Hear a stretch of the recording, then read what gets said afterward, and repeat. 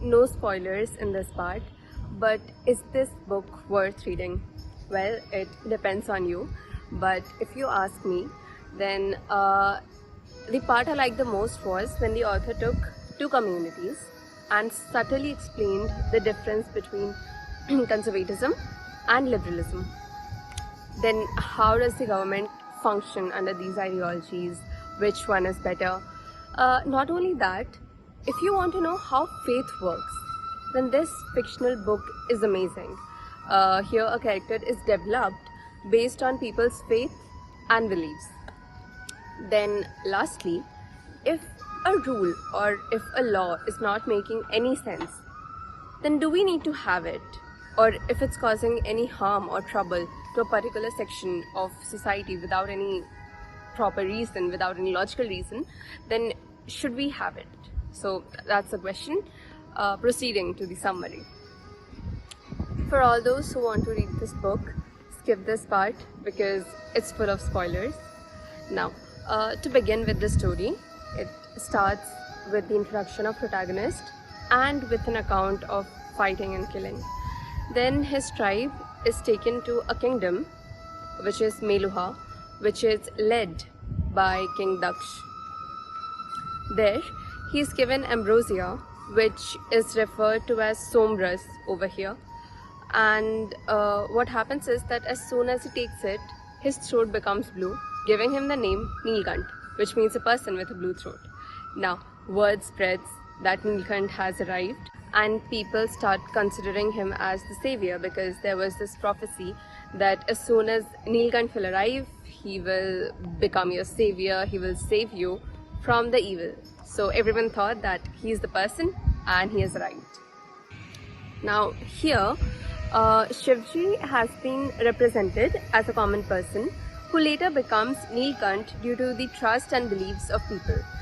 Now, like any other common person, he's also confused as to why people believe in him so much, why is he termed as a god, and what exactly is the evil.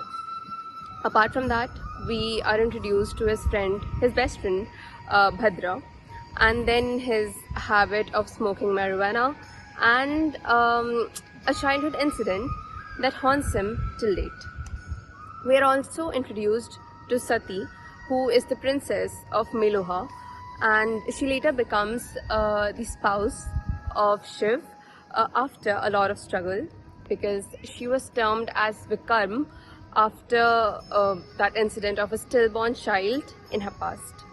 Now then we are introduced to this concept of Vikarm, how people discriminate against them, and how Shiv finally removed the laws where people were discriminating against Vikarm.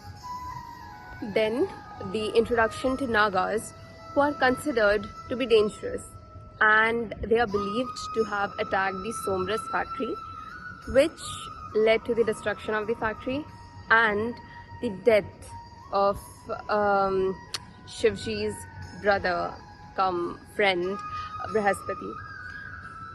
Now in this book we also have priests known as Vasudevs who guide Shiv continuously. Now finally Shiv destroys or defeats the kingdom which was considered as evil by King Daksh. This book ends with a shocked Shiv who realizes that the kingdom he wanted to destroy and he finally just defeats, Ayodhya, also believed in the same prophecy that when Nilkant will come, he will destroy the evil. So in the end, Shiv and the readers realize that both the kingdoms, who considered each other as enemies, are not bad, or just because they have different ideologies, that doesn't make one virtuous and the other vicious. Honestly, when I started reading this book, I didn't think about it much, but I enjoyed it. So I liked it a lot. First of all, the concept that when Shivji gives this speech to the soldiers about Har Har Mahadev, and the concept that every single person has God inside him or her. So I liked it. So first was that. Then second was when Sati was injured and Shivji was taking care of her, and she realizes that she also had feelings for him but wasn't accepting it. So it was kind of cute. Then finally, when the readers come to know that just because a person has or a party has different perspective, or your perspectives just differ, that doesn't mean that the other person is bad or is wrong. And it's true because we often make such mistakes. So stay tuned as we dive into the next part of Shiv trilogy.